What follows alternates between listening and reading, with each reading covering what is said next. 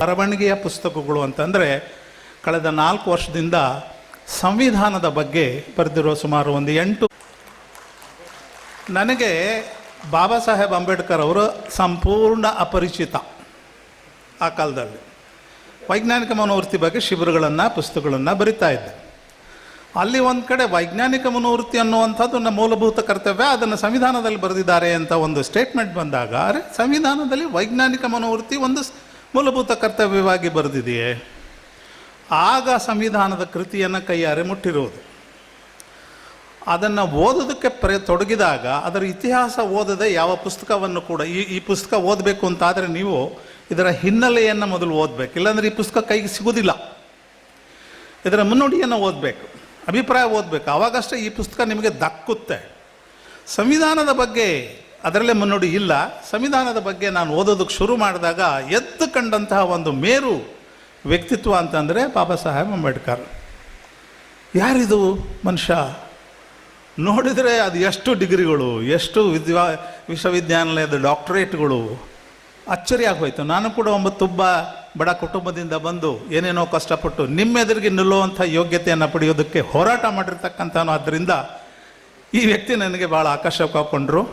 ಅವರನ್ನು ಹೆಚ್ಚು ಹೆಚ್ಚು ಓದೋದಕ್ಕೆ ಶುರು ಮಾಡಿದೆ. ಬಹುಶಃ ತಾವುಗಳು ಭೀಮ ಕುಟುಂಬಕ್ಕೂ ಕೂಡ ನನ್ನನ್ನು ಸೇರಿಸ್ಕೊಂಡಿದ್ದೀರಿ. ನೀವಷ್ಟೇ ಅಲ್ಲ, ಇನ್ನೂ ಹಲವು ಸಂಘಟನೆಗಳು ನನ್ನನ್ನು ಪ್ರೀತಿಯಿಂದ ಕರೀತಾರೆ ಅನ್ನೋದೇ ಒಂದು ದೊಡ್ಡ ಸಾಧನೆ ಅಂತ ನಾನು ಅಂದ್ಕೋತೇನೆ. ಮಹಾಡ್ ಅನ್ನುವಂಥದ್ದು ಇಷ್ಟು ದಪ್ಪ ಪುಸ್ತಕ, ಸುಮಾರು 500 ಪುಟಗಳ ಪುಸ್ತಕ. ಕ್ರಿಯಾ ಪುಸ್ತಕಾಲಯದವರು ಆ ಪುಸ್ತಕವನ್ನು ನನಗೆ ಅನುವಾದ ಮಾಡೋದಕ್ಕೆ ಹೇಳಿದರು. ಆ ಮಹಾಡ್ ಒರಿಜಿನಲ್ ಪುಸ್ತಕ ನೋಡಿದರೆ ಆ ಪುಸ್ತಕ ಮುಟ್ಟೋದಕ್ಕೆ ಖುಷಿ ಆಗುತ್ತೆ, ಅಷ್ಟು ದೊಡ್ಡದು. ಆನಂದ ತೇಲ್ ತುಂಬಡೆ ಮತ್ತು ಇದರಲ್ಲಿ ರಾಮಚಂದ್ರ ಬಾಬಾಜಿ ಮೋರೆ ಅಂತ ಒಂದು ರೆಫರೆನ್ಸ್ ಬರುತ್ತೆ, ಅವರು ಬರೆದಿರುವಂಥ ಪುಸ್ತಕ. ಅದನ್ನು ನಾನು ಅನುವಾದ ಮಾಡಬೇಕಾಗಿತ್ತು. ನಿಮಗೆ ಇನ್ನೊಂದು ವಿಚಾರ ಹೇಳ್ತೇನೆ. ಬಾಬಾ ಸಾಹೇಬ್ ಅಂಬೇಡ್ಕರ್ ಅವರನ್ನು ಮಹಾಡ್ ಕೆರೆಯ ಸತ್ಯಾಗ್ರಹಕ್ಕೆ ಕಾಡಿ ಬೇಡಿ ಕೈಕಾಲು ಬಿದ್ದು ಕರ್ಕೊಂಡು ಬಂದದ್ದು ಆ ಮಹಾಡ್ ಊರಿನ ಬಾಬಾ ಸಾಹೇಬ್ ರಾಮಚಂದ್ರ ಬಾಬಾಜಿ ಮೋರೆ ಅವರು. ಅವ್ರದ್ದು ಕೂಡ ಒಂದು ಇತಿಹಾಸ. ಅವ್ರದ್ದು ಕೂಡ ಅವರು ಮತ್ತು ಅವರ ಮಗ ಬರೆದಿರ್ತಕ್ಕಂಥ ಇಷ್ಟು ದಪ್ಪ ಬಯೋಗ್ರಫಿ, ಜೀವನ ಚರಿತ್ರೆಯನ್ನು ಇದೀಗ ನಾನು ಟ್ರಾನ್ಸ್ಲೇಟ್ ಮಾಡಿ ಕ್ರಿಯಾ ಪುಸ್ತಕದವರಿಗೆ ಒಪ್ಪಿಸಿದ್ದೇನೆ. ಅವ್ರದ್ದು ಕೂಡ ಒಂದು ಅದ್ಭುತವಾದ ಕತೆ. ಅವರು ಹಠಕ್ಕೆ ಬಿದ್ದು ಕೈಕಾಲು ಬಿದ್ದು ಒತ್ತಾಯ ಮಾಡಿ, ಇಲ್ಲ ಸಾರ್ ನೀವು ಬರಲೇಬೇಕು, ಬನ್ನಿ ನೀವು ಎಲ್ಲ ವ್ಯವಸ್ಥೆ ಮಾಡ್ತೀನಿ ಅಂತ ಕರ್ಕೊಂಬಂದದ್ದು ರಾಮಚಂದ್ರ ಮೋರೆಯವರು. ಸ್ನೇಹಿತರೆ, ನಾನೊಬ್ಬ ಸಿನಿಮಾ ನಿರ್ದೇಶಕ ಕೂಡ. ಸಿನಿಮಾ ಸ್ಕ್ರಿಪ್ಟ್ ಬರಿತೇನೆ, ಸಿನಿಮಾ ನಾಟಕ ಮಾಡ್ತೇನೆ, ಸಿನಿಮಾ ನಿರ್ದೇಶನ ಮಾಡಿದ್ದೇನೆ, 5-6 ಸಿನಿಮಾ ಮಾಡಿದ್ದೇನೆ, ಇತ್ಯಾದಿ ಇತ್ಯಾದಿ. ನನಗೆ ಪುಸ್ತಕ ಓದ್ತಾ ಇರುವಾಗ ಪುಸ್ತಕದಲ್ಲಿ ಧ್ವನಿಗಳು ಕೇಳಿಸುತ್ತವೆ. ಆ ಪುಸ್ತಕ ಓದ್ತಾ ಇರುವಾಗ ಆ ಪುಟದಲ್ಲಿ ಇರ್ತಕ್ಕಂಥ ದೃಶ್ಯಗಳು ಕಾಣ್ತವೆ. ಅದು ನನ್ನ ಅಭ್ಯಾಸನಿ ಹವ್ಯಾಸನಿ ಎಲ್ಲವೂ ಕೂಡ ದೃಶ್ಯಗಳಲ್ಲಿ ಕಾಣಿಸುತ್ತೆ. ಸಾರ್, ನಾನು ಹೇಳ್ತೇನೆ, ನಿಮ್ಗೆ ನಿಜವಾಗ್ಲೂ ಹೇಳ್ತೇನೆ, ಮಹಾಡ್ ಸತ್ಯಾಗ್ರಹದ ವಿವರಗಳೆಲ್ಲ ಬಿಟ್ಟ ನಂತರ ಆ ಚಳವಳಿಯ 2 ದಿನ, ಸಮಾರಂಭದ 2 ದಿನ, ಬಾಬಾ ಸಾಹೇಬರು ಬಂದ ನಂತರ ಆ ಸಮಾರಂಭದಲ್ಲಿ 5,000-3,000 ಜನ ಮಹಾರರು ಕೂತಿರ್ತಾರೆ ಸರ್.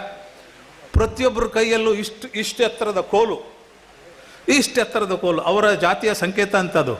ಅದನ್ನ ಹಿಡ್ಕೊಂಡು ಕೂತಿರೋರು ಅಂಬೇಡ್ಕರ್ ಅವರು ಹೀಗೆ ವಾಕಿನ್ ಮಾಡಿದ ಕೂಡಲೇ ಅಷ್ಟೂ 1,000 ಕೋಲುಗಳು ಹೀಗೆ ಗಾಳಿಯಲ್ಲಿ ಮೇಲೆ ಇರುತ್ತವಂತೆ. ದೃಶ್ಯ ನೋಡಿ ಸರ್, ಹೆಂಗೆ ಕಾಣಿಸ್ತಾ ಇರ್ಬೋದು.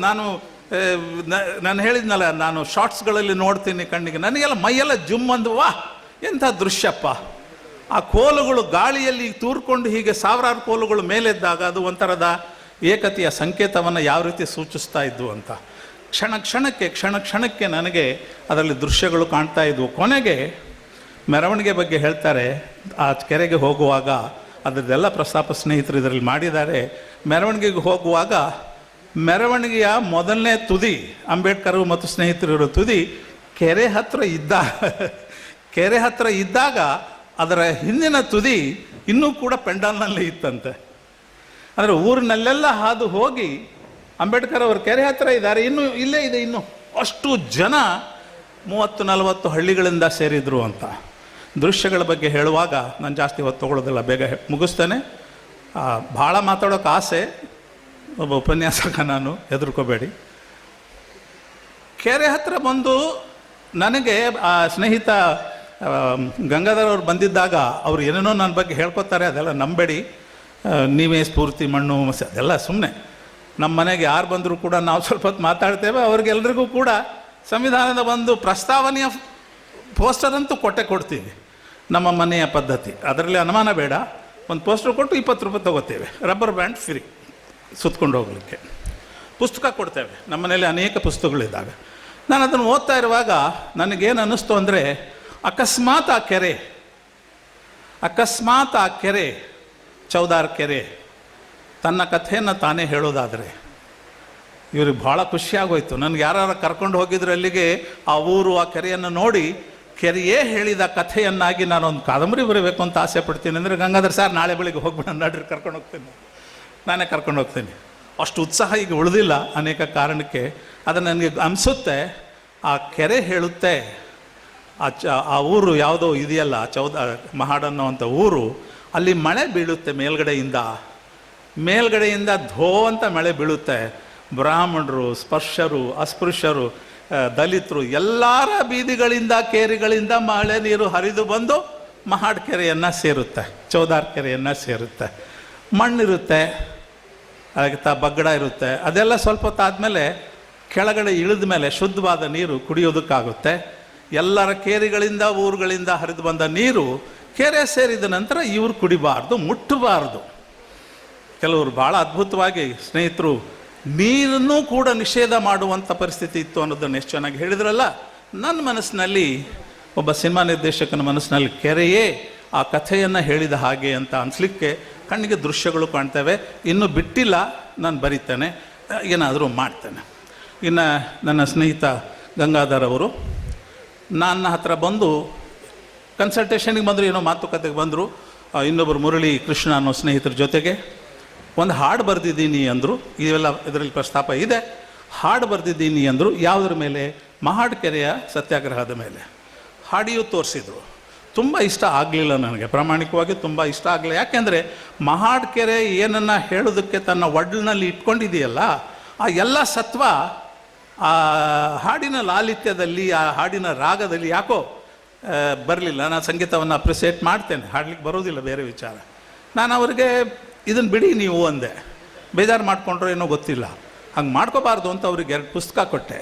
ಆ ಮಹಾಡ್ ಪುಸ್ತಕದ 2 ಭಾಗ ಮಾಡಿ, ಮಹಾಡ್ ಸತ್ಯಾಗ್ರಹ ಅಂತ ಒಂದು ಪುಸ್ತಕ ಮತ್ತು ದಲಿತ ಚಳುವಳಿಯ ಒರೆಗಲ್ಲು ಅಂತ ಇನ್ನೊಂದು ಪುಸ್ತಕ ತೊಗೊಂಡೋಗಿ ಆ ಸ್ನೇಹಿತ ಶ್ರದ್ಧೆಯಿಂದ ಅದನ್ನು ಓದಿ ಮುಗಿಸಿ ಒಂದಷ್ಟು ದಿವಸ ಆದಮೇಲೆ ಹೇಳ್ತಾನೆ, ಸರ್ ಭಾಳ ಸಂತೋಷ, ಭಾಳ ಧನ್ಯವಾದ. ಆ 2 ಪುಸ್ತಕಗಳನ್ನು ಓದಿದ್ದ ಬೆಳಕಿನಲ್ಲಿ ನಾನು ನನ್ನದೇ ಆದಂಥ ಒಂದು ಪುಸ್ತಕ ಬರೆದಿದ್ದೇನೆ, ಮಹಾಡ್ ಕೆರೆ ಮೇಲೆ ಒಂದು ಪುಸ್ತಕ ಬರೆದಿದ್ದೇನೆ. ಇಂಥ ಶಿಷ್ಯಂದರು ಇನ್ನೊಟೇಟ್ ಕಾಮರ್ಸ್ನಲ್ಲಿ ಸಿಕ್ಕರೆ ನನ್ನಂಥವ್ರಿಗೆ ಎಷ್ಟು ಖುಷಿ ಆಗಲಿಕ್ಕಿಲ್ಲ. ಬಹಳ ಜನ ಶಿಷ್ಯಂದರು ಇದ್ದಾರೆ ನನಗೆ.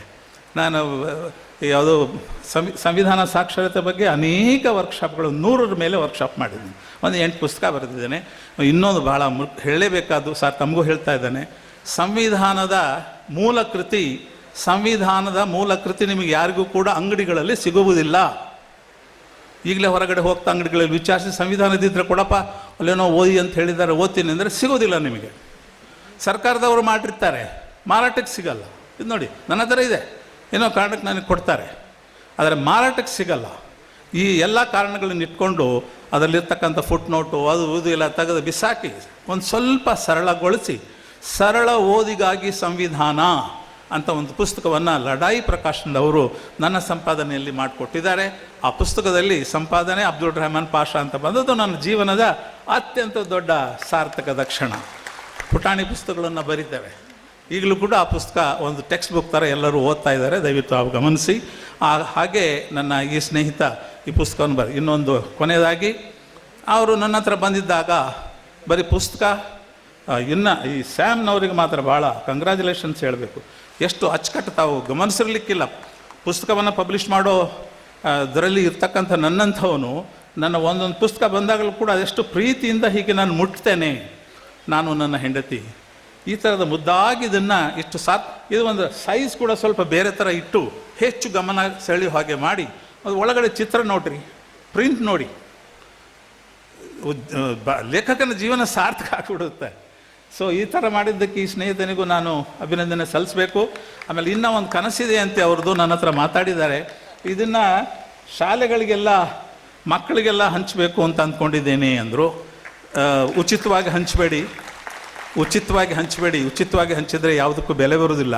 ಆ ಒಂದು 10 ರೂಪಾಯಿ ಆದರೂ ಇಟ್ಟು 10 ರೂಪಾಯಿ ಇಸ್ಕೊಂಡು ಪುಸ್ತಕ ಕೊಡಿ, ಆಮೇಲೆ ಅದನ್ನು ಆಧರಿಸಿ ಏನೇನೋ ಮಾಡ್ತೀನಿ ಅಂತ ಕನಸಿಟ್ಕೊಂಡಿದ್ದಾರೆ. ನಾನು ನಿಮ್ಮ ಜೊತೆ ಇದ್ದೇನೆ, ಮನೆಗೆ ಬನ್ನಿ, ಬೇರೆ ಥರ ಹೇಳ್ಕೊಡ್ತೇನೆ. ಯಾಕಂದರೆ ಈ ಪುಸ್ತಕ ಮಕ್ಕಳಿಗೆ ಮುಟ್ಟೋದಿಲ್ಲ. ಓದಿ ನೋಡಿದೆ ನಾನು, ಇದು ಪ್ರೌಢರಿಗಷ್ಟೇ ಮುಟ್ಟುವಂಥದ್ದು. ಇದನ್ನೇ ನೀವು ಕತೆ ಥರ ಮಕ್ಕಳಿಗಾಗಿ ಬರೆದು ಅವ್ರ ಕೈಲಿ ಚಂದ ಪುಟಕ್ಕೊಂದು ಚಿತ್ರ ಹಾಕಿ ಪಬ್ಲಿಷ್ ಮಾಡಿ, ಆವಾಗ ಮಕ್ಕಳಿಗೆ ಮುಟ್ಟಿಸಿ ಅದರ ಚಟುವಟಿಕೆಗಳ ಮೂಲಕ ನಾವು ಅದನ್ನು ಮಾಡೋದಕ್ಕೆ ಪ್ರಯತ್ನ ಮಾಡೋಣ ಅಂತ ನಾನು ನಿಮ್ಮ ಜೊತೆಗಿದ್ದೇನೆ. ಸಮಾಧಾನದಿಂದ ಕೇಳ್ಕೊಂಡಿರ್ತೇನೆ. ನಿಮಗೆಲ್ರಿಗೂ ಕೂಡ ನಮಸ್ಕಾರ, ಧನ್ಯವಾದ. ಪ್ರೀತಿಯ ಹಾಗೂ ವಿಶಿಷ್ಟವಾದ ವಿಚಾರಗಳನ್ನು ಹಂಚಿಕೊಂಡ ಲೇಖಕರಾದ ಅಬ್ದುಲ್ ರೆಹಮಾನ್ ರವರಿಗೆ ಹೃತ್ಪೂರ್ವಕವಾದ ಭೀಮನಮನಗಳು.